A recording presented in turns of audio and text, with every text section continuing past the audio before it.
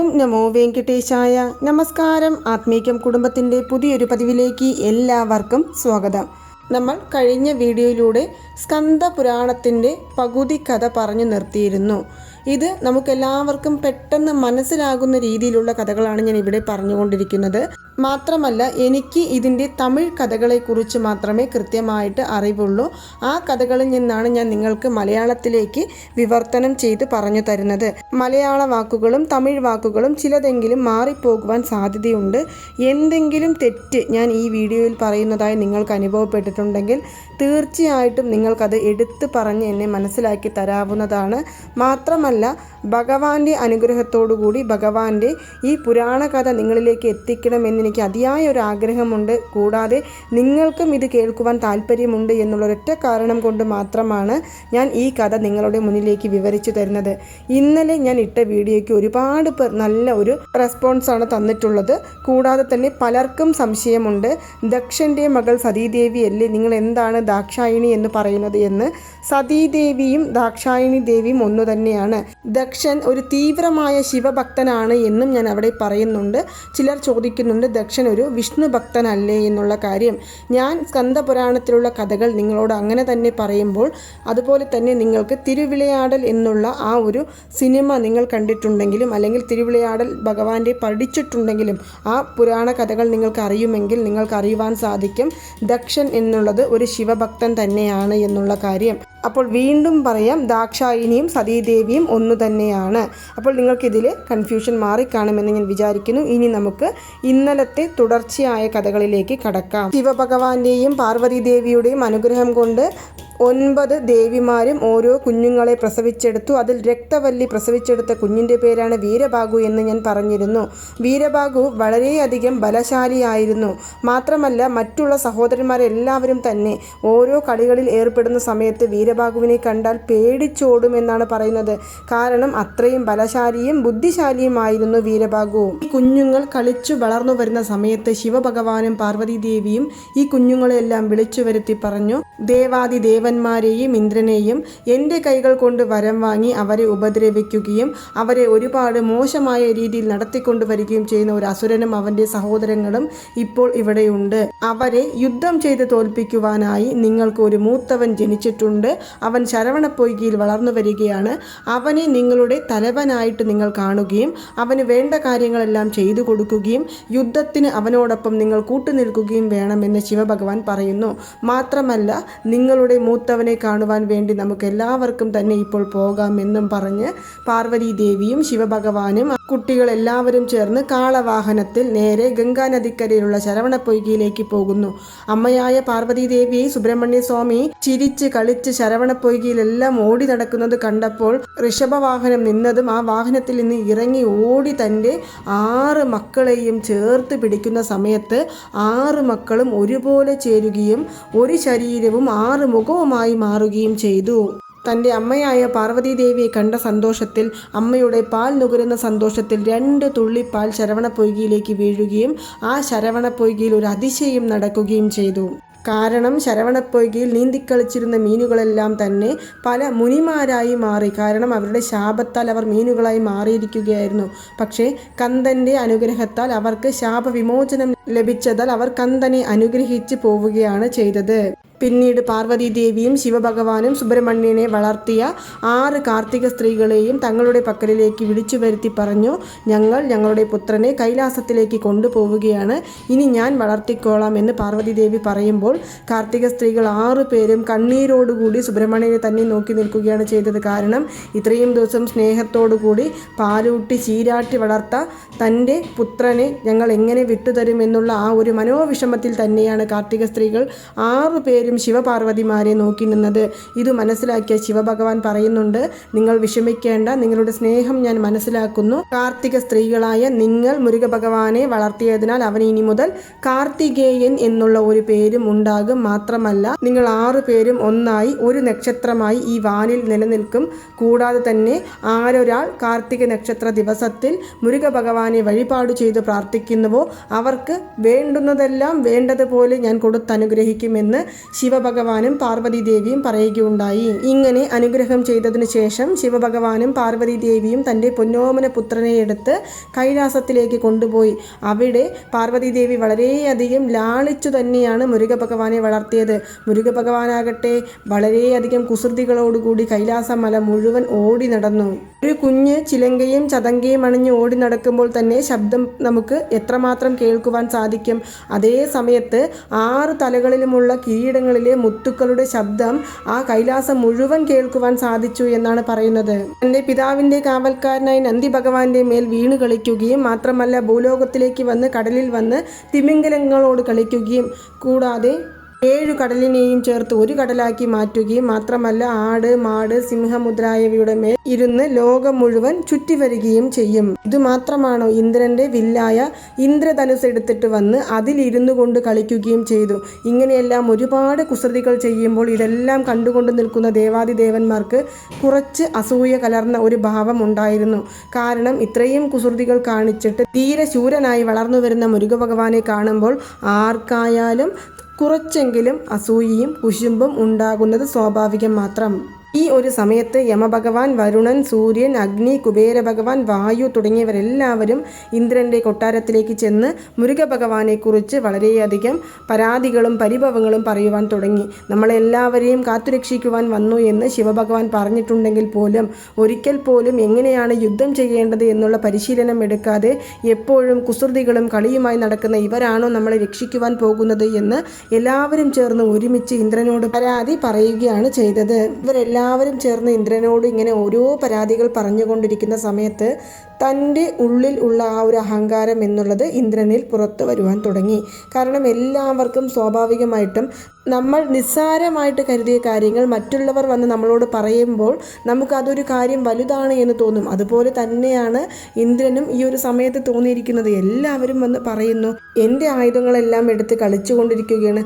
അങ്ങനെയാണെങ്കിൽ ദേവന്മാരുടെ തലവൻ എന്ന് പറയുന്നതിൽ എന്തർത്ഥമാണ് ഉള്ളത് എന്നുള്ള ആ ഒരു തോന്നൽ ഇന്ദ്രൻ്റെ മനസ്സിൽ തോന്നുവാൻ തുടങ്ങി. ഇത് ഇങ്ങനെ വിട്ടാൽ പറ്റില്ല, നമുക്കിതിനൊരു പരിഹാരം കണ്ടെത്തണമെന്ന് പറഞ്ഞ് ഇന്ദ്രഭഗവാൻ തൻ്റെ ഐരാവതത്തിൽ കയറി മുരുക ഭഗവാനെ കാണുവാനുള്ള യാത്ര തുടങ്ങി. കൂടെ തന്നെ സൂര്യഭഗവാനും അതുപോലെ ദേവാദിദേവന്മാരെല്ലാം അവരുടെ രഥങ്ങളിൽ ഇന്ദ്രനെ പിന്തുടർന്ന് മഹാമേരു മലയിലേക്കാണ് പോയത്.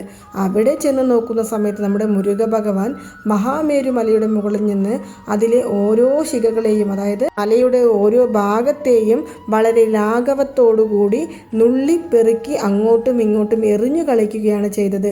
ഇത് കണ്ടപ്പോൾ ഇന്ദ്രനും കൂടെ വന്നിരിക്കുന്ന ദേവാദിദേവന്മാർക്കുമെല്ലാം വീണ്ടും ദേഷ്യം വർദ്ധിക്കുകയാണ് ചെയ്തത്. ഇന്ദ്രൻ ആ ദേഷ്യത്തോടു കൂടി തന്നെ ചോദിക്കുകയാണ്, നീ ഇത്രയും ചെറിയ ഒരു പയ്യനായിട്ട് പോലും ഇങ്ങനെയെല്ലാം ചെയ്യുന്നു, ഇത്രയും കുസൃതികൾ കാണിച്ചു കൊണ്ടിരിക്കുന്നു, നീ അതിൻ്റെ ശരിയായ ശിക്ഷ നിങ്ങൾക്ക് ലഭിക്കുക തന്നെ വേണമെന്ന് ഇന്ദ്രൻ പറയുന്ന സമയത്ത് മുരുക ഭഗവാൻ തിരിഞ്ഞു നോക്കി പറയുകയാണ്, ഞാൻ ചെറിയ പയ്യനാണ് എന്ന് ഞാൻ സമ്മതിച്ചിരിക്കുന്നു, പക്ഷേ ഈ ചെറിയ പയ്യനെ കാണുവാൻ വേണ്ടിയല്ലേ നിങ്ങൾ ഇത്രയും പേരെയും വിളിച്ചുകൊണ്ട് എന്നെ കാണുവാനായിട്ട് വന്നിരിക്കുന്നത് എന്ന് മുരുക ഭഗവാൻ ചോദിക്കുമ്പോൾ വരുണ ഭഗവാൻ ഇടയിൽ കയറി ചോദിക്കുകയാണ്, നിങ്ങളുടെ ആ ഒരു കളിക്ക് ഒരു അതിർവരമ്പില്ലേ, ഇങ്ങനെയെല്ലാമാണോ കളിക്കുന്നത്? മാത്രമല്ല കടലിനടിയിൽ ചെന്ന് ആമയോടുകൂടിയും തിമിംഗലങ്ങളെയും എല്ലാം കശക്കി പിഴിഞ്ഞു കളിക്കുന്നുണ്ട്, കൂടാതെ മീനിനെ എല്ലാം ഉപദ്രവിക്കുന്നുണ്ട് എന്നെല്ലാം പറയപ്പെടുന്നുണ്ടല്ലോ, ഇതെല്ലാം എന്താണ്, ഇങ്ങനെയെല്ലാം ചെയ്യാമോ എന്ന് ചോദിക്കുമ്പോൾ നമ്മുടെ മുരുക ഭഗവാൻ വരുണനോട് പറയുന്നുണ്ട്, ഞാനൊരു കുട്ടിയാണ്, കുട്ടികൾക്ക് എപ്പോഴും മീനിനെ കാണുമ്പോൾ വളരെയധികം ഉത്സാഹമുണ്ടാകും, മാത്രമല്ല എൻ്റെ അമ്മയുടെ പേര് പോലും മീനിനോട് ഉപമിച്ചിരിക്കുന്ന മീനാക്ഷി എന്നാണല്ലോ, അതുകൊണ്ട് എനിക്ക് കളിക്കുവാൻ പാടില്ലേ? ഇങ്ങനെ ഒന്നും രണ്ടും പറഞ്ഞ് ദേവന്മാരും അതുപോലെ തന്നെ മുരുക ഭഗവാനും വാക്കുതർക്കങ്ങൾ തുടങ്ങി. അത് ഒരു ചെറിയ യുദ്ധത്തിലേക്കാണ് കൊണ്ടുപോയി എത്തിച്ചേർന്നത്.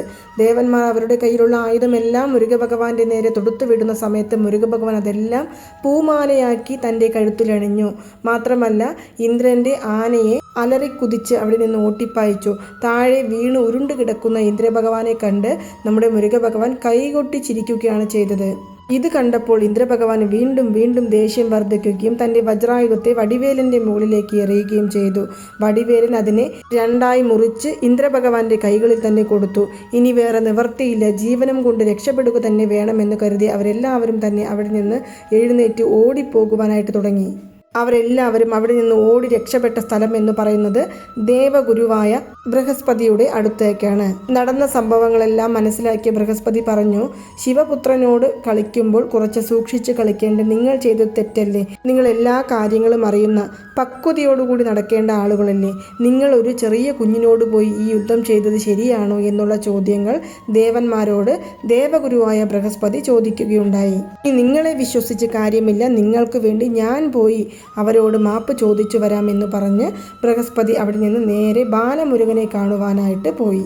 ബാലമുരുകനോട് ബൃഹസ്പതി മാപ്പ് പറയുകയും മാത്രമല്ല, മരിച്ചു കിടക്കുന്ന ദേവന്മാർക്കെല്ലാവർക്കും തന്നെ, അതായത് യുദ്ധത്തിനിടയിൽ കുറച്ച് ദേവന്മാരെല്ലാം മരണപ്പെട്ടിരുന്നു, അവർക്കെല്ലാവർക്കും തന്നെ വീണ്ടും ജീവൻ കൊടുക്കുകയും മുരുക ഭഗവാൻ അവരെ അനുഗ്രഹിക്കുകയും കൂടി ചെയ്തു. ഈ സമയത്ത് ദേവാദി ദേവന്മാരെല്ലാവരും മുരുക ഭഗവാനെ കണ്ട് തൊഴുതുവാനായിട്ട് അവിടെ എത്തി. അവരുടെ മുന്നിൽ മുരുക ഭഗവാൻ തൻ്റെ 12 കരങ്ങളും ഉയർത്തി തൻ്റെ വിശ്വരൂപം ആ ദേവാദി ദേവന്മാർക്കെല്ലാവർക്കും കാണിച്ചു കൊടുത്തു എന്നാണ് പറയുന്നത്. ഇപ്പോഴും തിരുച്ചെന്തൂർ ക്ഷേത്രത്തിൽ രാവിലെ 6 മണിക്ക് ദർശനത്തിന് പോകുന്നവർക്ക് വിശ്വരൂപ ദർശനം കാണുവാൻ സാധിക്കുന്നതാണ്. ഈ വിശ്വരൂപ ദർശനം കാണുമ്പോൾ ആരൊരാൾ ഏതൊരു കാര്യങ്ങൾ ചോദിച്ചാലും മുരുക ഭഗവാൻ അവർക്കത് നേടിക്കൊടുക്കുന്നതാണ്. അങ്ങനെ നിൽക്കുന്ന സമയത്ത് ദേവന്മാരെല്ലാവരും താങ്കൾ ശൂരപത്മനാൽ അനുഭവിച്ചു കൊണ്ടിരിക്കുന്ന ദുഃഖങ്ങളെക്കുറിച്ചും വിഷമങ്ങളെക്കുറിച്ചും മുരുക ഭഗവാനോട് പറയുകയാണ് ചെയ്തത്. ഈ ഒരു സമയത്ത് ശിവഭഗവാനും മുരുക ഭഗവാനെ തേടി അവിടെ എത്തുകയും ദേവാദി ദേവന്മാരുടെ ആഗ്രഹങ്ങളെല്ലാം നിറവേറ്റി കൊടുക്കുവാൻ വേണ്ടി മുരുക ഭഗവാനോട് ശിവഭഗവാൻ പറയുകയും ചെയ്തു. മുരുക ഭഗവാനാകട്ടെ ദേവന്മാരെ നോക്കി പറഞ്ഞു, ഭയപ്പെടേണ്ട, ഉടൻ തന്നെ ശൂരപത്മനെ വധിക്കുവാനുള്ള ഒരുക്കങ്ങളെല്ലാം തുടങ്ങുവാൻ പോവുകയാണ്. നിങ്ങൾ ഒന്നുകൊണ്ടും പേടിക്കേണ്ട, ഞാൻ ഇനി മുതൽ നിങ്ങളോടൊപ്പം ഉണ്ടാകുമെന്ന് നമ്മുടെ മുരുക ഭഗവാൻ ദേവാദി ദേവന്മാരെ അനുഗ്രഹിച്ചു. മാത്രമല്ല ശിവഭഗവാൻ ഈ ഒരു സമയത്ത് തനിക്ക് ഋഷഭവാഹനം ഉള്ളതുപോലെ തന്നെ തൻ്റെ പുത്രനും ഒരു വാഹനം വേണം. ശിവഭഗവാൻ ഉടനെ തന്നെ നാരദ മഹർഷിയെ നോക്കി പറഞ്ഞു, ഉടൻ തന്നെ ഒരു യാഗത്തിനുള്ള തയ്യാറെടുപ്പുകൾ നടത്തുക എന്ന് പറഞ്ഞു. വാഹനം വേണമെന്ന് പറഞ്ഞു. വാഹനത്തിനും യാഗത്തിനും എന്താണ് ബന്ധമെന്ന് മനസ്സിലാകാതെ നാരദ മഹർഷി ശിവഭഗവാൻ പറഞ്ഞതല്ലേ, നമുക്കൊരു യാഗത്തിൻ്റെ തയ്യാറെടുപ്പുകൾ തുടങ്ങാമെന്ന് പറഞ്ഞ് യാഗത്തിൻ്റെ തയ്യാറെടുപ്പുകളെല്ലാം തന്നെ നാരദ മഹർഷി മുൻനിന്ന് ചെയ്തു കൊടുക്കുവാനായിട്ട് തുടങ്ങി. യാഗത്തിന് എല്ലാവർക്കും തന്നെ ക്ഷണമുണ്ടായിരുന്നു. യാഗം തുടങ്ങിക്കഴിഞ്ഞു. ആ സമയത്ത് യാഗത്തിനായി അധവായു എന്നുള്ള ഒരു പശുവിനെ കൊണ്ടുവന്നിരുന്നു. ആ പശു വളരെയധികം ശബ്ദത്തോടുകൂടി ആ ഒരു സഭയിൽ ശബ്ദിക്കുവാൻ തുടങ്ങി. മാത്രമല്ല ഉടൻ തന്നെ പശുവിൻ്റെ വയറ്റിൽ നിന്നും ഒരു ആട് പുറത്തേക്ക് വരികയും ആ ആട് അവിടെ കൂടിയിരിക്കുന്ന ദേവന്മാരെ എല്ലാവരെയും തുരത്തുവാൻ തുടങ്ങുകയും ചെയ്തു. ദേവന്മാരെല്ലാവരും എന്തു ചെയ്യണമെന്നറിയാതെ മുറുമുറുത്തുകൊണ്ടിരുന്നു. കാരണം ശിവഭഗവാൻ പറയുന്നത് കേട്ട് നാരദ മഹർഷി ഈ ഒരു യാഗത്തിന് തയ്യാറായി. പക്ഷെ നമ്മുടെ ജീവൻ ഇപ്പോൾ ഈ ആടിൻ്റെ കാലത്ത് അപകടത്തിലായല്ലോ എന്ന് പറഞ്ഞ് ദിക്കറിയാതെ അങ്ങും ഇങ്ങും ഓടിക്കൊണ്ടിരുന്നു. അവസാനം യാഗത്തിൻ്റെ മുന്നൊരുക്കങ്ങൾ നടത്തിയ നാരദ മഹർഷി പോലും അവിടെ നിന്ന് രക്ഷപ്പെട്ടാൽ മതി എന്ന് പറഞ്ഞ് ഓടുവാൻ തുടങ്ങി. പക്ഷേ ഇതെല്ലാം കണ്ടുകൊണ്ട് എപ്പോഴും ശാന്തനായിരിക്കുന്ന ഒരാൾ അവിടെ ഉണ്ടായിരുന്നു. അത് വേറെ ആരുമല്ല, നമ്മുടെ സാക്ഷാൽ നാരായണ സ്വാമി. അവസാനം ഇവിടെ നടക്കുന്ന ഈ പ്രശ്നങ്ങളെല്ലാം മുരുക ഭഗവാന്റെ കാതുകളിലേക്ക് പോയി. മുരുക ഭഗവാൻ തൻ്റെ ദളപതിയായ വീരബാഹുവിൻ്റെ അടുത്ത് കൺകൊണ്ട് മാത്രം ഒരു ആംഗ്യം കാണിച്ചു. വീരബാഹു ആടിൻ്റെ മുൻവശത്തേക്ക് പോയി നിന്നു. ആട് വീരബാഹുവിനെ കണ്ടതും അത്രയും നേരം അവിടെ എല്ലാം രണ്ടാക്കിയ ആട് പതുക്കെ പിന്നോട്ട് പോകുവാൻ തുടങ്ങി. വീരബാഹു ആ ആട്ടിനെ മെരുക്കി തൻ്റെ നാഥനായ മുരുക ഭഗവാന്റെ തൃപ്പാദത്തിലേക്ക് സമർപ്പിച്ചു. ആട് വളരെ ദയനീയത്തോടുകൂടി മുരുക ഭഗവാനെ നോക്കി. കരുണൈക്കടലെ കന്താ പോട്രി എന്നുള്ളതുപോലെ ഒരു കരുണയുടെ ഭാവമാണ് മുരുക ഭഗവാൻ. അതുകൊണ്ട് തന്നെ ആട് അത്രയും നേരം ചെയ്ത ആ ഒരു തെറ്റുകളെല്ലാം തന്നെ മുരുക ഭഗവാൻ ഒരു നിമിഷം കൊണ്ട് ഇല്ലാതാക്കി. ആട് മുരുക ഭഗവാനെ പറ്റിച്ചേർന്ന് നിൽക്കുവാൻ തുടങ്ങി. ഇത് കണ്ട ദേവാദി ദേവന്മാരും പരമാത്മാവും എല്ലാവരും തന്നെ വളരെ ആശ്ചര്യത്തോടുകൂടി ഈ ഒരു കാഴ്ച നോക്കിക്കാണുകയാണ് ചെയ്തത്. ഉടൻ തന്നെ അവിടെ നിൽക്കുന്ന ദേവന്മാരെല്ലാവരും ചേർന്ന് മുരുക ഭഗവാനെ നോക്കി ഈ വാക്ക് പറഞ്ഞു, മേഷവാഹനനെ വാഴുക എന്നുള്ളത്. ഇതിൽ നിന്ന് നമുക്കെല്ലാവർക്കും ഒരു കാര്യം മനസ്സിലാക്കാം. അതായത് നമ്മളെല്ലാവരും തന്നെ ദൈവമുണ്ട് എന്നറിഞ്ഞാൽ പോലും പല വിധത്തിലുള്ള തെറ്റുകൾ ചെയ്യുന്നുണ്ട്. അറിഞ്ഞോ അറിയാതെയോ നമുക്കറിയാതെ ഒരുപാട് തെറ്റുകൾ നമ്മൾ ചെയ്യുന്നുണ്ട്. ചിലർ അറിഞ്ഞു തന്നെ ചെയ്യുന്നുണ്ട്. പക്ഷേ എപ്പോൾ തെറ്റുകൾ ചെയ്താലും ആ തെറ്റിനെ തിരുത്തി ഭഗവാനിൽ ശരണാഗതി അടയുന്നുവോ അപ്പോൾ മുതൽ നമ്മൾ ഒരു പുണ്യ ആത്മാവായി മാറും എന്നാണ് പറയുന്നത്. ഈ യാഗം നടത്തുവാൻ മുൻകൈയെടുത്ത നാരദ മഹർഷിയെ മുരുക ഭഗവാൻ അനുഗ്രഹിച്ചതിനു ശേഷം അവിടെ നിന്ന് നേരെ കൈലാസത്തിലേക്ക് പോവുകയാണ് ചെയ്തത്. ഈ ഒരു സമയത്ത് ചതുർമുഖൻ എന്നറിയപ്പെടുന്ന ബ്രഹ്മദേവൻ ശിവഭഗവാനെ കാണുവാനായി കൈലാസത്തിലേക്ക് വന്നു. കൈലാസത്തിലേക്ക് കയറി വരുന്ന സമയത്ത് നമ്മുടെ മുരുക ഭഗവാനും അവരുടെ കൂടെയുള്ള വീരഭാഗു അതുപോലെ തന്നെ വീരമഹേന്ദ്ര എല്ലാവരും ചേർന്ന് ഓരോ കാര്യങ്ങൾ സംസാരിച്ചുകൊണ്ട് അവിടെ ഇരിക്കുകയായിരുന്നു. ബ്രഹ്മദേവനാകട്ടെ നേരെ ശിവഭഗവാനെ കാണുവാൻ പോയി ശിവഭഗവാനെ കാണുകയും അപ്പോൾ തന്നെ തിരിച്ച് അവിടെ നിന്ന് ഇറങ്ങുകയും ചെയ്തു. ബ്രഹ്മദേവൻ തിരികെ പോകുന്ന സമയത്ത് മുരുക ഭഗവാൻ ബ്രഹ്മദേവനെ തൻ്റെ പക്കലിലേക്ക് വിളിച്ചു. മുരുക ഭഗവാൻ ആരാണ് എന്നും എന്തിനു വേണ്ടിയാണ് അവതാരം ചെയ്തത് എന്നും ബ്രഹ്മദേവന് നല്ല രീതിയിൽ അറിയാം. അതുകൊണ്ട് തന്നെ വളരെ ഭവ്യത്തോടുകൂടി മുരുക ഭഗവാന്റെ അടുത്തേക്ക് നമ്മുടെ ബ്രഹ്മദേവൻ പോയി. മുരുക ഭഗവാന്റെ ചോദ്യങ്ങൾ: ബ്രഹ്മദേവനെ, നിങ്ങൾ എവിടെ നിന്നാണ് വന്നത്? എവിടേക്കാണ് പോയത്? ഇവിടെ വന്നതിൻ്റെ കാരണം എന്താണ്? അതിന് മറുപടിയായിട്ട് നമ്മുടെ ബ്രഹ്മദേവൻ പറഞ്ഞു, മുരുക, ഞാൻ പരമനെ കാണുവാനായിട്ട് വന്നതാണ്. ഞാനാണ് ബ്രഹ്മദേവൻ. എന്നെക്കുറിച്ച് നിങ്ങൾക്കറിയുമെന്ന് കരുതുന്നു. മാത്രമല്ല, എൻ്റെ ലോകം എന്ന് പറയുന്നത് സത്യലോകമാണ്. എന്നെ സൃഷ്ടിയുടെ കർത്താവായിട്ടാണ് എല്ലാവരും പറയപ്പെടുന്നത് എന്ന് വളരെ ഒരു അഹങ്കാരത്തോടു കൂടി തന്നെയാണ് ബ്രഹ്മദേവൻ മുരുക ഭഗവാനോട് മറുപടി പറയുന്നത്. മുരുക ഭഗവാൻ ഇത് കേട്ട ഉടനെ നിങ്ങൾ നല്ല ഒരു വലിയ ആള് തന്നെയാണ്. പക്ഷേ എനിക്ക് ഒരു സംശയമുണ്ട്. നിങ്ങൾ ഏത് കാര്യത്തെ മുൻനിർത്തിക്കൊണ്ടാണ് ഈ സൃഷ്ടികർത്താവ് എന്ന് പറയുന്നത്? എനിക്കതിനൊരു ഉത്തരം തരാമോ? ഭഗവാൻ എല്ലാം അറിയാം, എങ്കിലും ഭഗവാൻ ബ്രഹ്മദേവനോട് ചോദിക്കുകയാണ്. ഇത് കേട്ട ഉടനെ ബ്രഹ്മദേവന് മനസ്സിലായി മുരുക ഭഗവാൻ ഒന്നും അറിയില്ല എന്നുള്ള കാര്യം. പുത്ര, നീ വളരെയധികം ചെറുതാണ്. നിനക്ക് ഞാൻ ഈ കാര്യങ്ങളൊന്നും പറഞ്ഞു തന്നാൽ മനസ്സിലാകില്ല. എനിക്ക് കുറച്ച് ജോലികളുണ്ട്, ഞാൻ പോയി വരാം ട്ടോ എന്ന് പറഞ്ഞ് മുരുക ഭഗവാന്റെ അടുത്തു നിന്നും ബ്രഹ്മദേവൻ എഴുന്നേറ്റ് ഉടനെ മുരുക ഭഗവാന്റെ ആ മുഖഭാവം ആകെ മാറി. നിങ്ങളുടെ ഇഷ്ടത്തിന് വരുന്നു, നിങ്ങളുടെ ഇഷ്ടത്തിന് പോകുന്നു, എന്താണ് മനസ്സിൽ കരുതിയിരിക്കുന്നത് എന്നൊരൊറ്റ ചോദ്യം. ആ ചോദ്യം ചോദിച്ച ഉടനെ ബ്രഹ്മദേവൻ നെട്ടിത്തെറിച്ച് അവിടെ തന്നെ നിന്നുപോയി. ഉടൻ ബ്രഹ്മദേവന്റെ മനസ്സിൽ വന്നു, കഴിഞ്ഞ ദിവസം നടന്ന യാഗത്തിൽ ആ ലോകത്തിനെ കലക്കിയ ആടിനെ തന്നിൽ അടക്കിയ ഒരു ആളാണ് മുരുക ഭഗവാൻ. അവരുടെ മുന്നിൽ ഞാൻ എന്തു പറയാൻ എന്ന് പറഞ്ഞ് വീണ്ടും കൈകൾ കെട്ടി മുരുക ഭഗവാന്റെ മുൻപിൽ പോയി നിന്നു.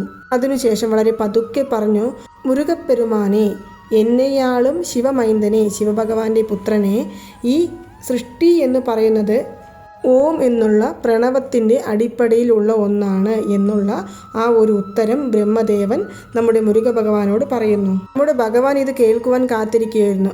ഓം. അപ്പോൾ ഓം എന്ന പ്രണവ മന്ത്രത്തിൻ്റെ അർത്ഥം എന്താണ് എന്ന് ഉടൻ തന്നെ ബ്രഹ്മദേവനോട് ചോദിക്കുന്നു. ഈ ചോദ്യം ബ്രഹ്മദേവൻ ഒരിക്കലും പ്രതീക്ഷിച്ചില്ല. പെട്ടെന്നുള്ള ഈ ചോദ്യത്തിന് മുൻപിൽ ബ്രഹ്മദേവൻ ഒന്ന് പകച്ചുപോയി. എന്നിട്ട് പറഞ്ഞു, ബ്രഹ്മൻ എന്നാൽ ഓം, ഓം എന്നാൽ ബ്രഹ്മൻ. അതായത് ചുരുക്കി പറഞ്ഞാൽ ഞാൻ തന്നെയാണ് ഈ പ്രണവം എന്ന് മുരുക ഭഗവാനോട് ബ്രഹ്മദേവൻ പറയുന്നു. ബ്രഹ്മദേവന്റെ ഈ മറുപടി കേട്ട മുരുക ഭഗവാൻ ഒരു നിമിഷം ഒന്നും സംസാരിച്ചില്ല. ഇങ്ങനെ നോക്കി ബ്രഹ്മദേവനെ തന്നെ നോക്കി നിൽക്കുന്ന സമയത്ത് ബ്രഹ്മദേവന്റെ തലയിൽ പെട്ടെന്ന് ഒരു ചൊട്ട് കിട്ടി. അതായത് നമ്മുടെ തലയിൽ ഇങ്ങനെ ഒരു കിഴി കിട്ടില്ലേ, കൊട്ട്. ബ്രഹ്മദേവൻ വേദനയോടുകൂടി തിരിഞ്ഞു നോക്കുമ്പോൾ അത് വേറെ ആരുമല്ല, വീരഭാഗു തന്നെയാണ്. ബ്രഹ്മനെ, എന്തെല്ലാമാണ് ഉളരുന്നത്? നിങ്ങൾക്ക് എന്താണ് സംസാരിക്കുന്നത് എന്ന് കൃത്യമായ ഒരു ബോധമില്ലാതെയാണോ സംസാരിക്കുന്നത്? 4 തലകളുള്ളേ നിങ്ങൾക്ക്, പക്ഷെ ആ തലയ്ക്കുള്ളിൽ ഒന്നുമില്ലേ എന്ന് വീരഭാഗു വളരെ പരിഹാസത്തോടു കൂടി ബ്രഹ്മദേവനെ നോക്കി ചോദിക്കുന്നു. ഒരു കാര്യം ചോദിച്ചാൽ അതിന് കൃത്യമായ ഒരു മറുപടി കൊടുക്കണം, ഇല്ലെങ്കിൽ അറിയില്ല എന്ന് പറയണം. നിങ്ങൾ ഇതിനോടൊപ്പം ചേർന്ന് ശുദ്ധ നുണയും കൂടിയാണല്ലോ പറഞ്ഞിരിക്കുന്നത് എന്ന് പറഞ്ഞ് ബ്രഹ്മദേവനെ മുരുക ഭഗവാന്റെ അനുമതിയോടുകൂടി കാരാഗ്രഹത്തിലേക്ക് അടയ്ക്കുവാനായിട്ട് പോയി. ബ്രഹ്മദേവനോട് കൂടി വന്ന ദേവന്മാരെല്ലാവരും ഗതി കലങ്ങിപ്പോയി. ഒരു നിമിഷം അവർ നേരെ ശിവഭഗവാന്റെ അടുത്തേക്ക് പോയി നടന്ന സംഭവങ്ങളെല്ലാം വിശദീകരിച്ചു. നിങ്ങളെ കാണുവാൻ വന്നു, തിരിച്ചുപോയ ബ്രഹ്മദേവനെ ഇങ്ങനെ ആയിപ്പോയി എന്നെല്ലാം പറഞ്ഞപ്പോൾ ശിവഭഗവാൻ ഒരു നിമിഷം കണ്ണുകളടച്ച് നടന്ന സംഭവങ്ങളെല്ലാം മുന്നിൽ കണ്ടു. ഇതിലൊരു അർത്ഥം നമുക്ക് ശിവഭഗവാൻ ഇവിടെ പറയുന്നുണ്ട്. ഈ ലോകത്തിന്റെ പരമ്പൊരുൾ എന്ന് പറയുന്നത് വേറെ ആരുമല്ല, പരമന്റെ പുത്രനായ മുരുക ഭഗവാൻ തന്നെയാണ്. അങ്ങനെയുള്ളപ്പോൾ ഈ ലോകം തന്നെയാണ് ഞാൻ എന്നുള്ള ആ ഒരു വാക്ക് ഒരിക്കലും ശരിയാവില്ല എന്ന് മനസ്സിലാക്കിയ നമ്മുടെ ശിവഭഗവാൻ, ശരി, എൻ്റെ പുത്രൻ്റെ ഇത്രയും അധികമുള്ള ബുദ്ധിയെ ഞാനൊന്ന് പരീക്ഷിച്ച് നോക്കട്ടെ എന്ന് പറഞ്ഞ് നേരെ അവിടെ നിന്ന് മുരുക ഭഗവാന്റെ അടുത്തേക്ക് ശിവഭഗവാൻ എത്തിച്ചേരുന്നു. ശിവഭഗവാൻ തൻ്റെ പുത്രനായ മുരുക ഭഗവാനെ കെട്ടിപ്പിടിച്ചുകൊണ്ട് വളരെയധികം ഉമ്മയെല്ലാം വെച്ചതിനു ശേഷം വളരെ സ്നേഹത്തോടു കൂടി ചോദിക്കുകയാണ്, മുരുക, നീ പറയുന്നതെല്ലാം ശരിയാണ്, ഞാൻ എല്ലാം അംഗീകരിച്ചു തരാം. പക്ഷേ എങ്ങനെയാണ് തന്നേക്കാൾ വയസ്സിന് മുതിർന്ന ഒരാളെ കാരാഗൃഹത്തിൽ അടയ്ക്കുവാൻ മനസ്സ് വരുന്നത്? അത് ചെയ്യുന്നത് തെറ്റല്ലേ? അങ്ങനെ ചെയ്യാൻ പാടില്ലല്ലോ. കാരണം ബ്രഹ്മദേവൻ എന്ന് പറയുന്നത് സത്യലോകത്തിൻ്റെ നാഥനാണ്, സൃഷ്ടിയുടെ കർത്താവാണ്. ബ്രഹ്മദേവൻ കാരാഗൃഹത്തിലടച്ചാൽ എങ്ങനെയാണ് ഈ ഭൂലോകത്ത് സൃഷ്ടി നടക്കുന്നത്? അതുകൊണ്ട് ബ്രഹ്മദേവനെ ഒന്ന് മോചിപ്പിക്കൂ എന്ന് മുരുകഭഗവാനോട് പറയുമ്പോൾ മുരുകഭഗവാൻ കുറച്ചും കൂടി ദേഷ്യത്തോടു കൂടി, സാധാരണ നമ്മൾ നമ്മുടെ അച്ഛന്മാരോട് കുറച്ച് വാശി പിടിക്കില്ലേ, അതുപോലെ തന്നെ പറയുകയാണ്, എനിക്കും എൻ്റെ അനുജന്മാർ, വീരബാഹു, വീരമഹേന്ദ്രൻ എല്ലാവരും തന്നെ അനുജന്മാരാണല്ലോ, അവർക്കെല്ലാവർക്കും വേണ്ടിയാണ് ഈ ഒരു സ്കന്ദഗിരിമല അങ്ങ് തന്നത്.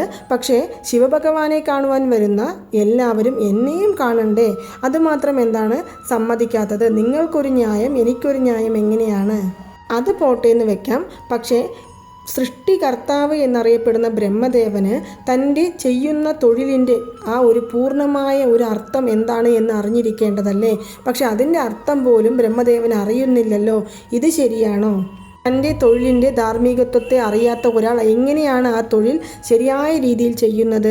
അതുകൊണ്ട് തന്നെയാണ് ഞാൻ ബ്രഹ്മദേവനെ കാരാഗൃഹത്തിൽ അടച്ചത്. ഇത് കേട്ട ശിവഭഗവാന് കുറച്ച് ദേഷ്യഭാവത്തിൽ മുഖത്ത് ആ ഒരു ദേഷ്യം കൊണ്ടുവന്ന് പറഞ്ഞു, ഞാൻ നിൻ്റെ പിതാവാണ്, ഞാൻ പറയുന്നു ബ്രഹ്മദേവനെ മോചിപ്പിക്കുവാനായിട്ട് എന്ന് പറയുമ്പോൾ മുരുകഭഗവാൻ ബ്രഹ്മദേവനെ മോചിപ്പിക്കുന്നു. ബ്രഹ്മദേവൻ കുനിഞ്ഞ തലയോടുകൂടി അവിടെ വന്ന് നിൽക്കുമ്പോൾ ശിവഭഗവാൻ മുരുകഭഗവാനെയും ബ്രഹ്മദേവനെയും നോക്കി പറയുന്നുണ്ട്, ബ്രഹ്മദേവ ഒന്നുകൊണ്ടും വിഷമിക്കേണ്ട, ഏതൊരു ജോലികൾ ചെയ്യുകയാണെങ്കിലും അതിൻ്റെ കാര്യങ്ങളെല്ലാം കൃത്യമായി അറിഞ്ഞതിന് ശേഷം മാത്രം ചെയ്യുക, അല്ലെങ്കിൽ ഇതുപോലുള്ള അപമാനങ്ങൾ നേരിടേണ്ടതായിട്ട് വരുമെന്ന് പറഞ്ഞിട്ട് ശിവഭഗവാൻ പറയുന്നുണ്ട്, ഇനിയെങ്കിലും മുരുകഭഗവാനോട് പ്രണവത്തിൻ്റെ അർത്ഥം എന്താണ് എന്ന് ചോദിച്ച് മനസ്സിലാക്കുക എന്ന് പറയുന്നു.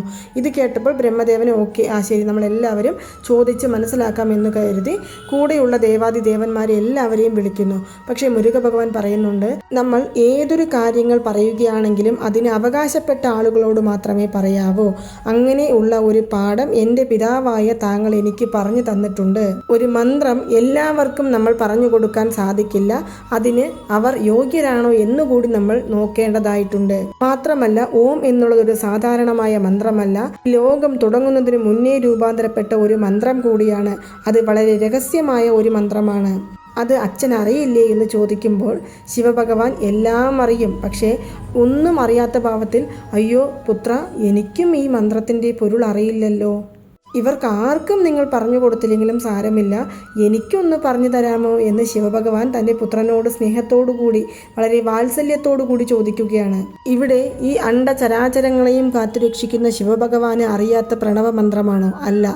പക്ഷെ എന്തുകൊണ്ടാണ് തനിക്ക് അറിയില്ല എന്ന് പറയുന്നതെന്നാൽ തൻ്റെ പുത്രൻ തന്നേക്കാൾ ഉയർന്നവനാണ് എന്ന് ലോകത്തിന് എടുത്തു കാട്ടാൻ വേണ്ടിയാണ് ശിവഭഗവാൻ അങ്ങനെ ഒരു വാക്ക് അവിടെ പറഞ്ഞത്. തൻ്റെ പിതാവ് ഇങ്ങനെ ചോദിക്കുമ്പോൾ മുരുകഭഗവാൻ ഒരു കുമാരനായി മാറി പെട്ടെന്ന് തന്നെ. അതായത് ചെറിയ കുഞ്ഞാണ് ആദ്യം, പിന്നെ ഒരു കുമാരനായിട്ട് ബാലകുമാരനായിട്ട് മാറിയിട്ട് മുരുകഭഗവാൻ പറയുകയാണ്, ശരി ഞാൻ പറഞ്ഞു തരാം, പക്ഷേ ഏതൊരു മന്ത്രങ്ങളും പറഞ്ഞു തരുന്നവർ ഗുരുവാണ്. അതുകൊണ്ട് നിങ്ങൾക്ക് ഞാൻ ഇപ്പോൾ ഒരു ഗുരുവാണ്. ഒരു ഗുരുവിനോട് എങ്ങനെയാണോ വേദമന്ത്രങ്ങൾ ചോദിച്ചറിയുന്നത്, രഹസ്യങ്ങൾ ചോദിച്ചറിയുന്നത്, അതുപോലെ എൻ്റെ മുന്നിലും നിങ്ങൾ നിൽക്കണം എന്ന് പറയുന്നു. ഇത് കേട്ട ശിവഭഗവാൻ വളരെ ഭക്തിയോടുകൂടി തൻ്റെ വായകൾ അടച്ചു പിടിച്ച് തൻ്റെ കാതുകൾ കൂർപ്പിച്ചുകൊണ്ട് തൻ്റെ വലത് തോളിൽ മുരുകഭഗവാനെ എടുത്തിരുത്തുകയാണ് ചെയ്തത്. കാരണം മുരുകഭഗവാൻ കുഞ്ഞല്ലേ, കുഞ്ഞിനെ എടുത്ത് തൻ്റെ തോളത്തിരുത്തിയിട്ടാണ് വേദത്തിൻ്റെ അർത്ഥം എന്താണ് എന്ന് മനസ്സിലാക്കിയിരിക്കുന്നത്. ശരിക്കും പറഞ്ഞാൽ ആ വേദമന്ത്രത്തിൻ്റെ അർത്ഥം എന്ന് പറയുന്നത് സ്കന്ദപുരാണത്തിൽ പറയുന്നത് ഇങ്ങനെയാണ്, ഓംകാരം എന്നതിൻ്റെ പൊരുൾ ശിവഭഗവാൻ തന്നെയാണ്, അല്ലെങ്കിൽ ഓംകാരം എന്നുള്ളതിൻ്റെ പൊരുൾ ഞാൻ തന്നെയാണ്. ഞാൻ എന്ന് പറയുമ്പോൾ അത് ശിവഭഗവാനും പെടും മുരുകഭഗവാനും പെടും.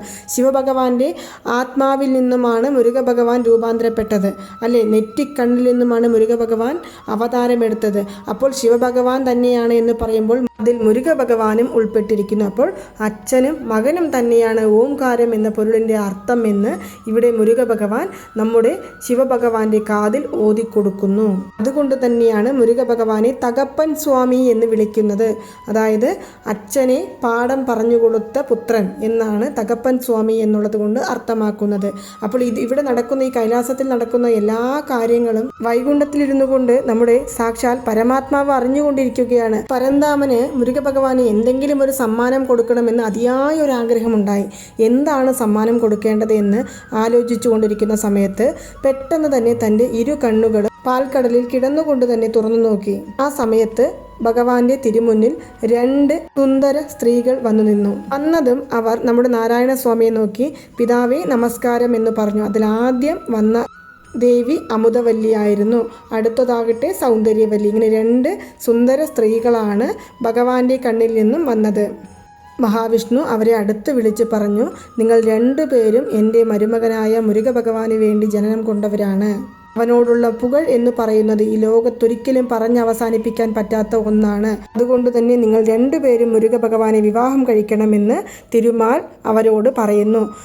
മുരുകഭഗവാനെ കാണാതെ തന്നെ 2 പേർക്കും മുരുകഭഗവാനോട് അതിയായ ഇഷ്ടമാണ് തോന്നുന്നത്. അമുദവല്ലിയും സൗന്ദര്യവല്ലിയും ഒരു ഭാഗത്ത് മാറി നിന്ന് സംസാരിക്കുകയാണ്. ഈ ലോകത്തിലുള്ളവർ മുഴുവൻ മുരുകഭഗവാനെ കുറിച്ച് പറയുന്നത് കേൾക്കുമ്പോൾ വളരെയധികം സന്തോഷമാണ് തോന്നുന്നത്. കാരണം ശൂരപത്മാസുരനെ വധം ചെയ്യുവാനായിട്ടാണ് മുരുകഭഗവാൻ അവതാരമെടുത്തത് എന്നും പറയപ്പെടുന്നുണ്ട്. മാത്രമല്ല ലോക നന്മയ്ക്കായിട്ട് ഒരു ധീരപുരുഷൻ അവതാരമെടുത്തു എന്ന് പറയുമ്പോൾ അതും നമുക്ക് ഭർത്താവാകുവാൻ പോകുന്നു എന്നറിയുമ്പോൾ ഇതിൽ കൂടുതൽ സന്തോഷം നമുക്ക് എന്താണ് വേണ്ടത്?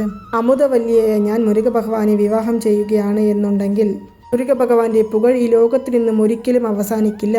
അതുപോലെ സൗന്ദര്യവല്ലിയായ നീ ഭഗവാനെ വിവാഹം ചെയ്യുകയാണ് എന്നുണ്ടെങ്കിൽ ഭഗവാൻ എപ്പോഴും തന്നെ യൗവനത്തോടുകൂടി കാണുമാറാകട്ടെ എന്ന് അവർ 2 പേരും പരസ്പരം സംസാരിച്ചു കൊണ്ടിരിക്കുകയാണ്. അത്രമേൽ മുരുകനെ സ്നേഹിച്ച അവർ തങ്ങളെ തേടി മുരുകഭഗവാൻ തേടിയെത്തുമെന്ന് കരുതി കാത്തിരുന്നു.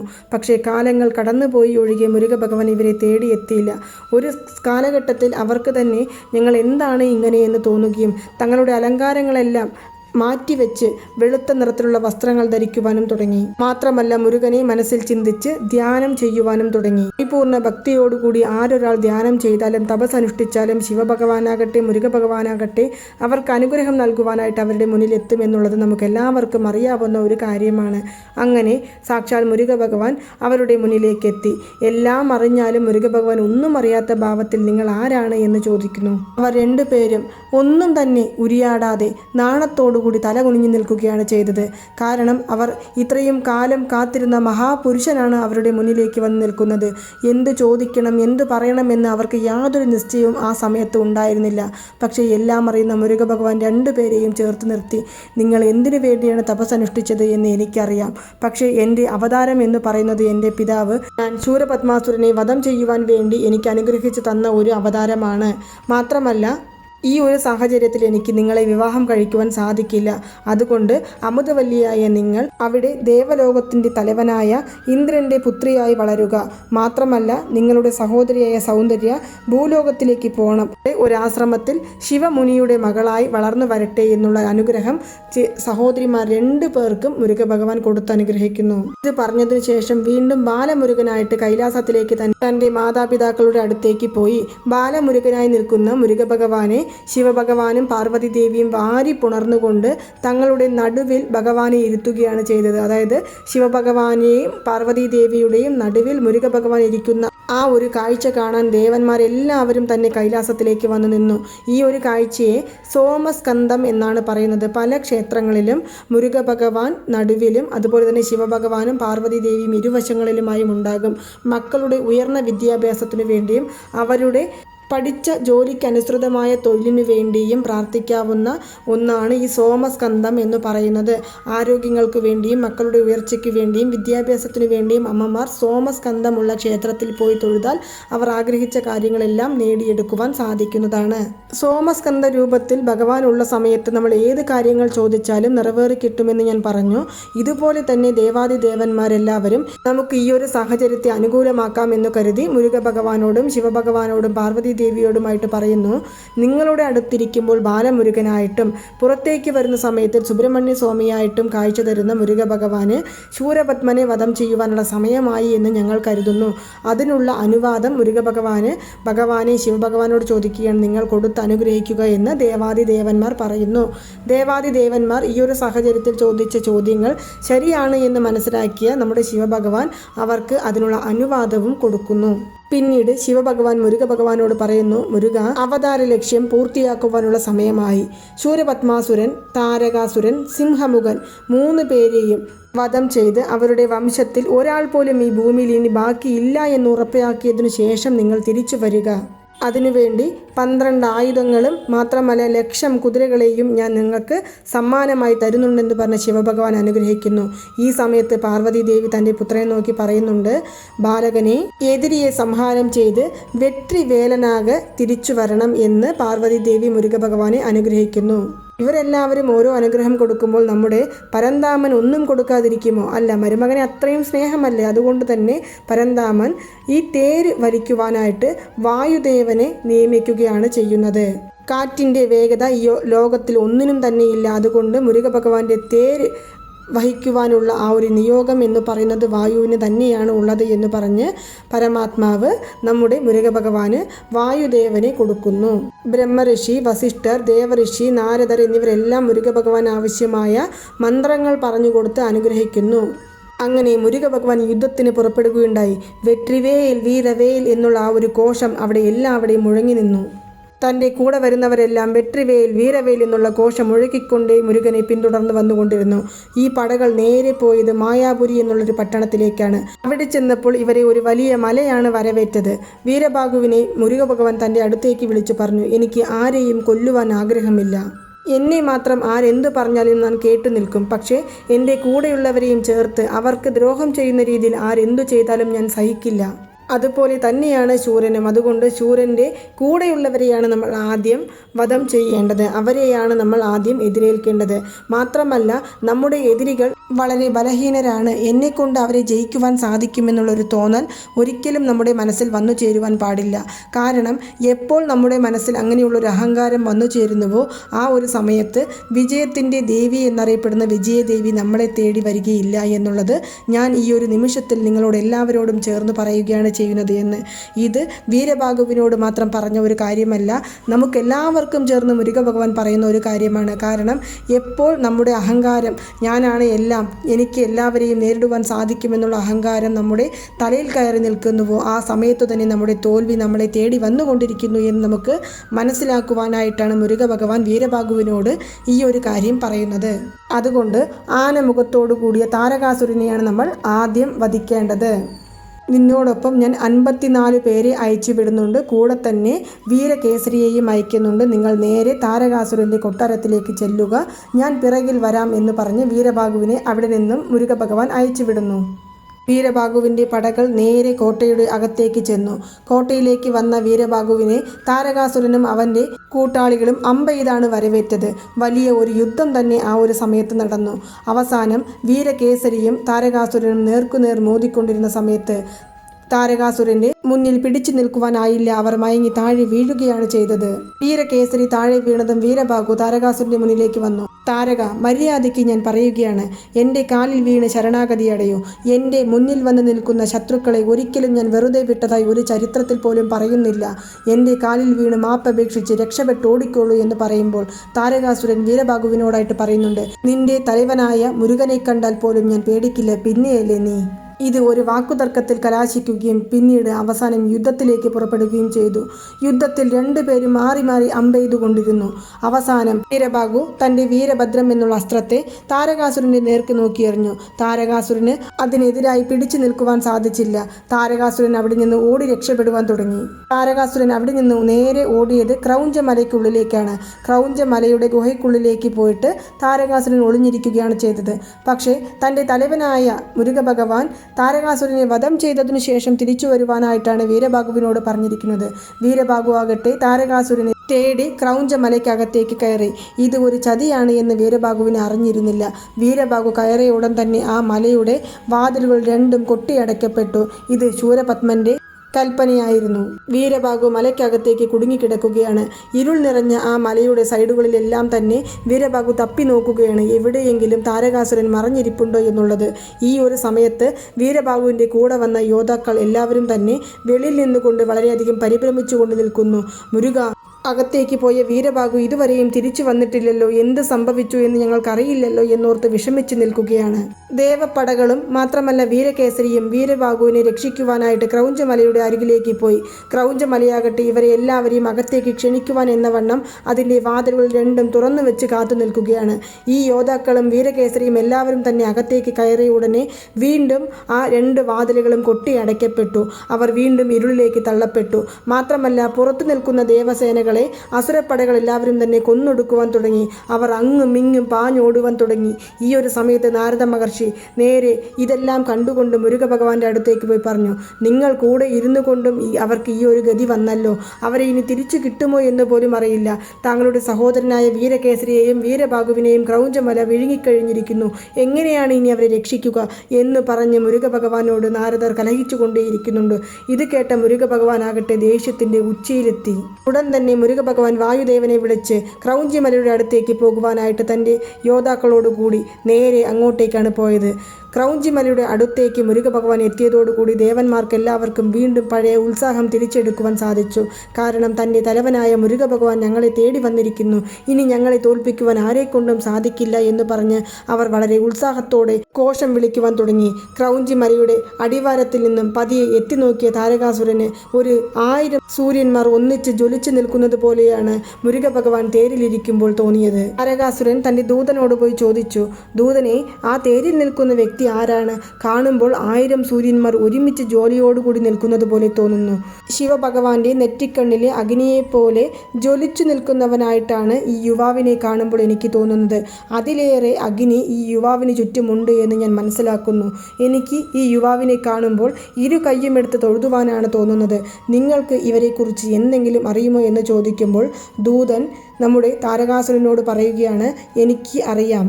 കാളകൂട വിഷത്തെ എടുത്തു കഴിച്ചവനും മാത്രമല്ല ആരെക്കൊണ്ടും തോൽപ്പിക്കുവാൻ സാധിക്കാത്ത മന്മഥനെ എരിച്ചവനും കൂടാതെ യമനയെ കാലുകൾ കൊണ്ട് എട്ടി ചവിട്ടിയവനുമായ പരമേശ്വരൻ്റെ ഇളയ പുത്രനാണ് ആ ഇരിക്കുന്നത്. മാത്രമല്ല വെറും അവതാരമല്ല, ശിവഭഗവാന്റെ നെറ്റിക്കണ്ണിൽ നിന്നുമാണ് മുരുക ഭഗവാൻ അവതാരം എടുത്തിരിക്കുന്നത്.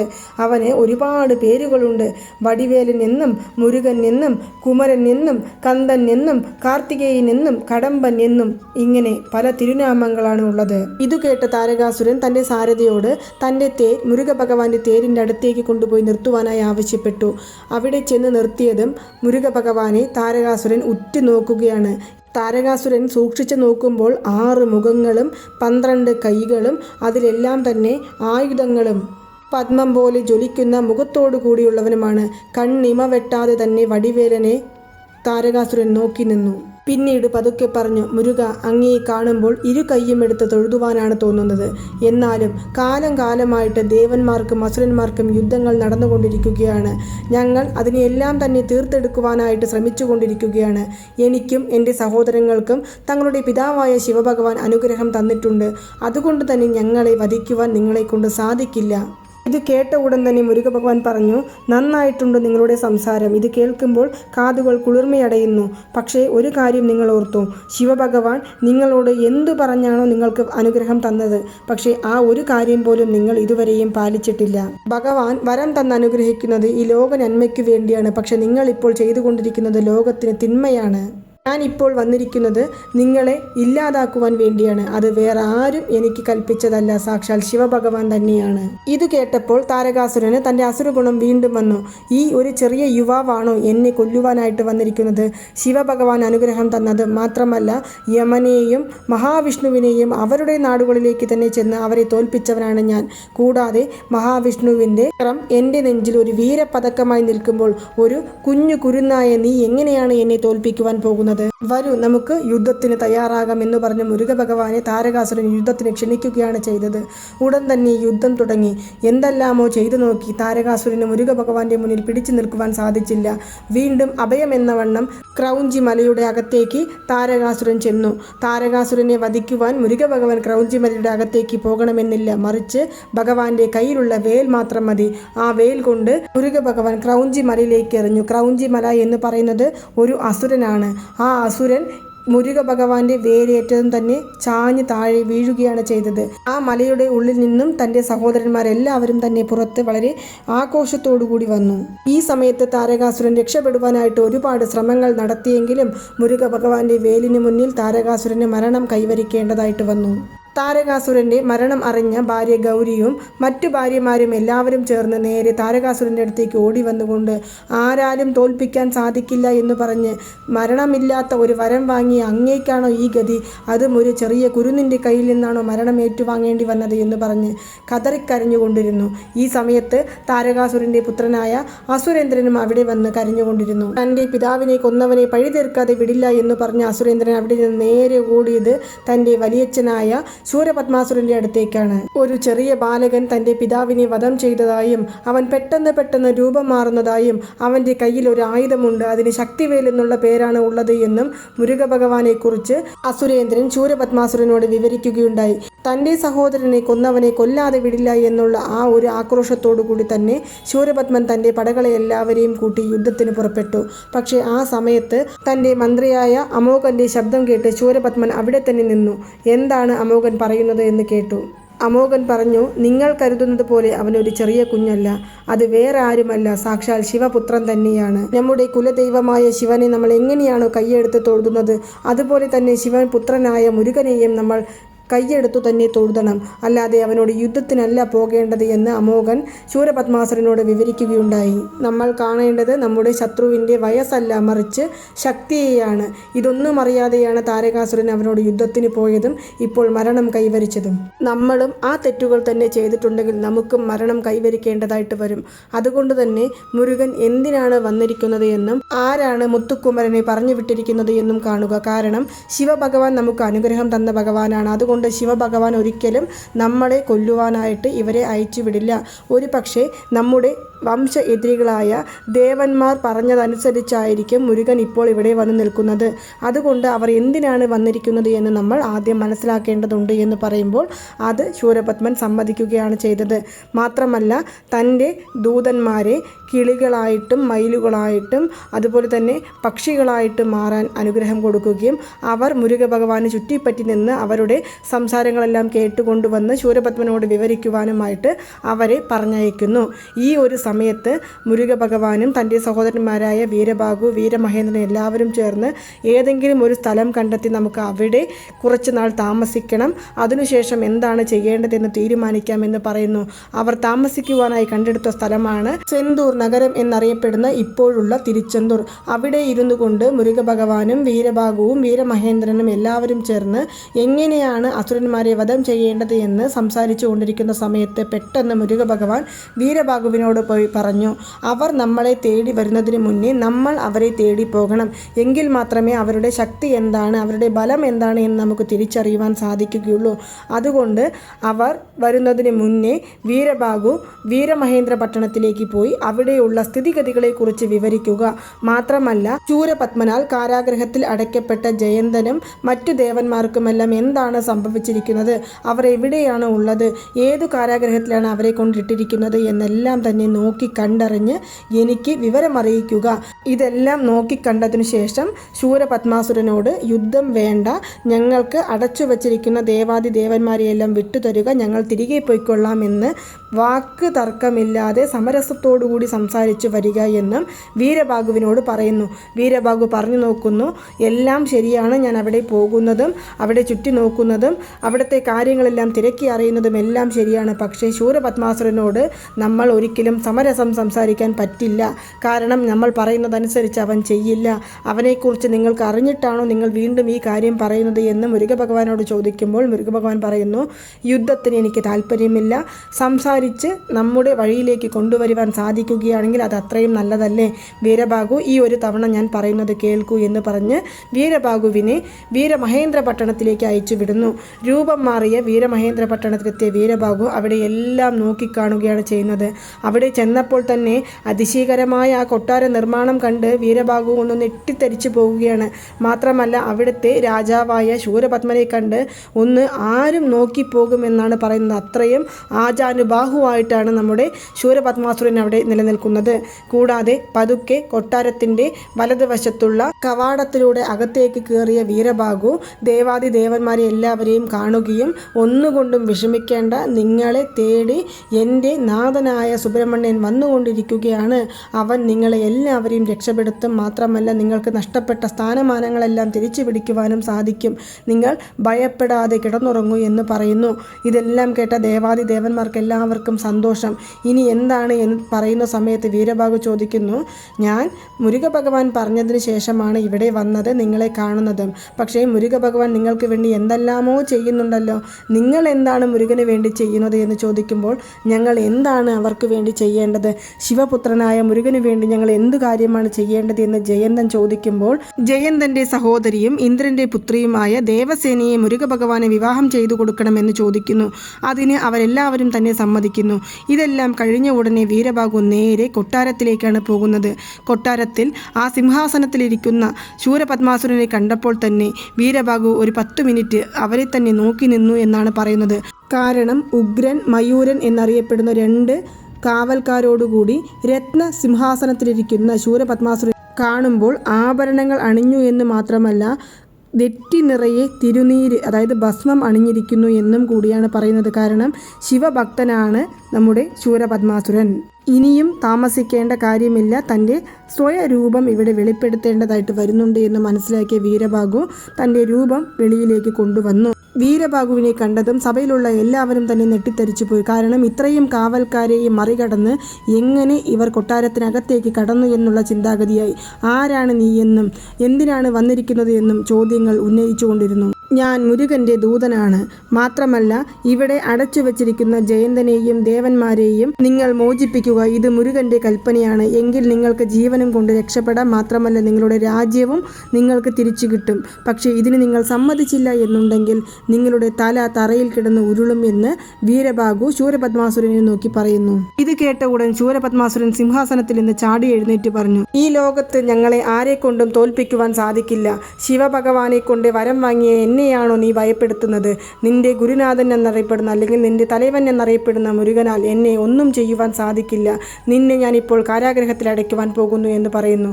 ഇത് കേട്ട ഉടനെ തന്നെ വീരബാഹു പറയുന്നുണ്ട്, ദൂതനായി വന്ന് എന്നെ കാരാഗ്രഹത്തിൽ അടയ്ക്കുവാൻ എന്ന് പറയുന്നതിൽ നിനക്ക് എന്തു യോഗ്യതയാണ് ഉള്ളത്? ഞാൻ ദൂതനായി വന്നു എന്നൊരൊറ്റ കാരണം കൊണ്ട് മാത്രമാണ് നീ ഇപ്പോൾ ഇവിടെ ജീവനോടെ നിൽക്കുന്നത്. ഇല്ലെങ്കിൽ നിന്റെ തലയെറുത്ത് എൻ്റെ തലവൻ്റെ തിരുപാദത്തിലേക്ക് ഞാൻ സമർപ്പിച്ചിരിക്കുമെന്ന് വീരബാഹു പറയുന്നു. പക്ഷേ അപ്പോഴേക്കും വീരബാഹുവിനെ ശൂരപത്മാസുരന്റെ കാവലാളികൾ കെട്ടിയിട്ടു കഴിഞ്ഞിരിക്കുന്നു. പക്ഷേ വീരബാഹു മായനാണല്ലോ.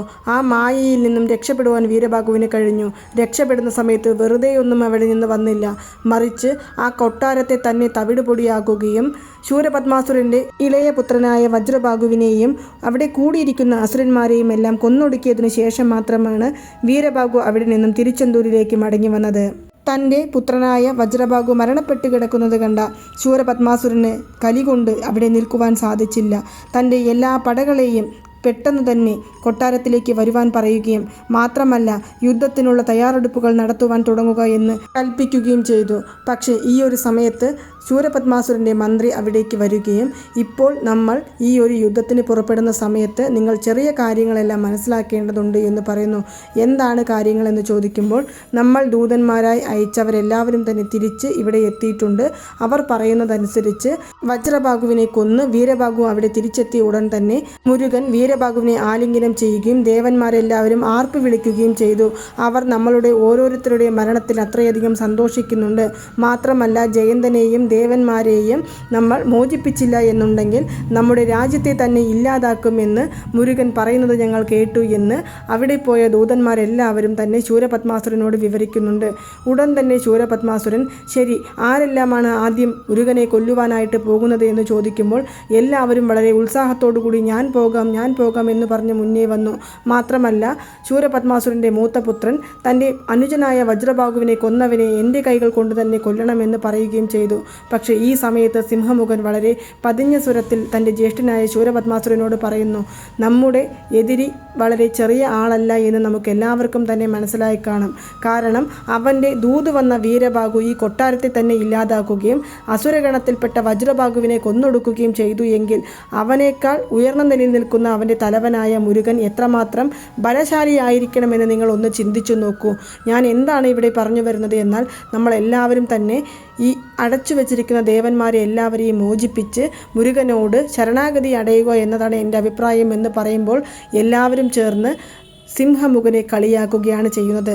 കാരണം തൻ്റെ സഹോദരനായ താരകാസുരൻ മരണപ്പെട്ട് കിടക്കുന്നു, എൻ്റെ പുത്രനായ വജ്രബാഹു മരണപ്പെട്ട് കിടക്കുന്നു. ഈ സമയത്ത് അവരുടെ കാല് പിടിച്ച് മാപ്പപേക്ഷിക്കുവാൻ എങ്ങനെയാണ് മനസ്സ് വരുന്നത് എന്ന് ശൂരപത്മാസുരൻ സിംഹമുഖനോട് ചോദിക്കുന്നു. അസുരസഭയിലുള്ളവരെല്ലാവരും തന്നെ സിംഹമുഖനെ കളിയാക്കുവാനായിട്ട് തുടങ്ങി.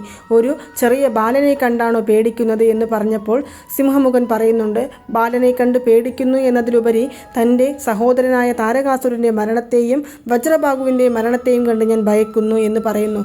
ശരി, നിങ്ങൾ എല്ലാവരും എന്നെ അപമാനപ്പെടുത്തിക്കൊണ്ടിരിക്കുന്നു.